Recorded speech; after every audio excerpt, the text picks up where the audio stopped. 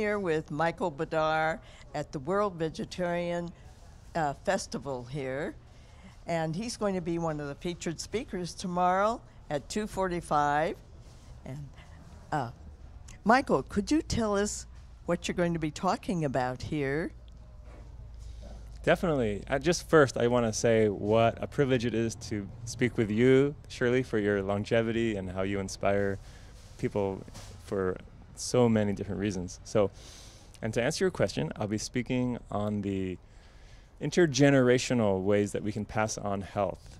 And the reason I'm speaking on that is that in my different studies and my creative work, I'm really focusing on the generations passing on health to each other, what we mean to each other from generation to generation. Because there's many works of health education out there that are how-tos or factual books, which are all important. The reason people really take on those facts and take on those processes, though, is because of how much it matters to them and their loved ones in their lives.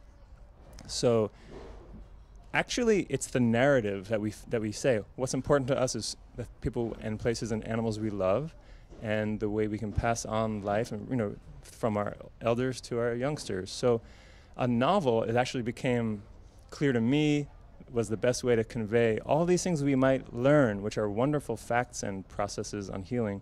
Write a novel about the intergenerational relationships of people who are healing themselves when encountering a serious chronic preventable disease. So I'm speaking on the emotions and attributes and mentalities that are most conducive to naturally healing with food and plant-based wellness, and how that can look in a positive, uplifting story. Yes. I can imagine that we could get very involved here with the characters and really get the feelings there that they're going through. So you're a pioneer here in creating a novel about raw food and healing.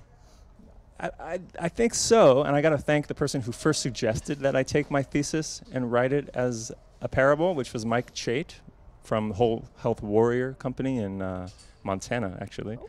He was graduating with me, and he realized that what I've learned about the attitudes and emotions and personality qualities that are so conducive to fulfilling health outcomes would be so well portrayed in an allegorical, motivational novel. You can look at the different novels that do an allegorical message, like Way of the Peaceful Warrior and Celestine Prophecy, and several novels are like that, which this is compared to now.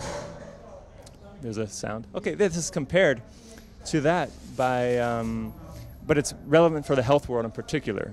See, in health, we need inspiration too.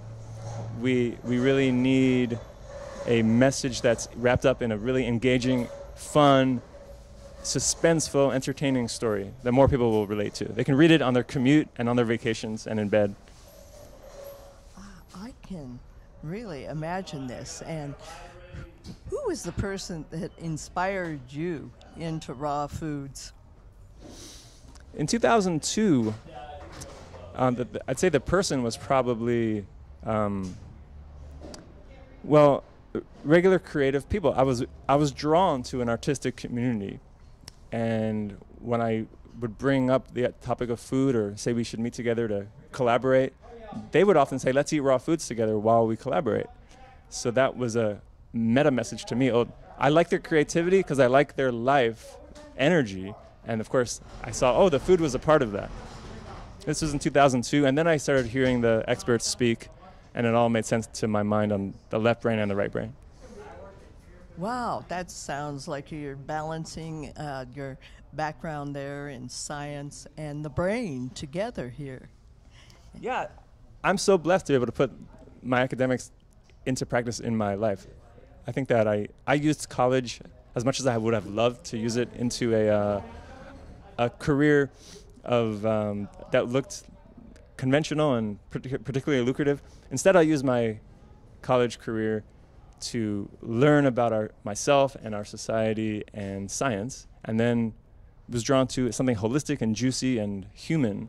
So I moved to the Tree of Life and worked there where there was healing going on. People would come in and for 7 to 21 days eat all this great food, vegan, raw, organic food, some of it grown there veganically under Dr. Cousin's advisement there, and come in with dependence on pharmaceutical drugs for their just to be alive basically, and leave thriving without those drugs in 28 days or less. And it made such an impression on me, both my mind as well as my heart. I would cry myself to sleep in gratitude for helping them get on to their lives and not be impeded by their body and be there for their grandchildren. So I wanted to convey that to as many people as possible.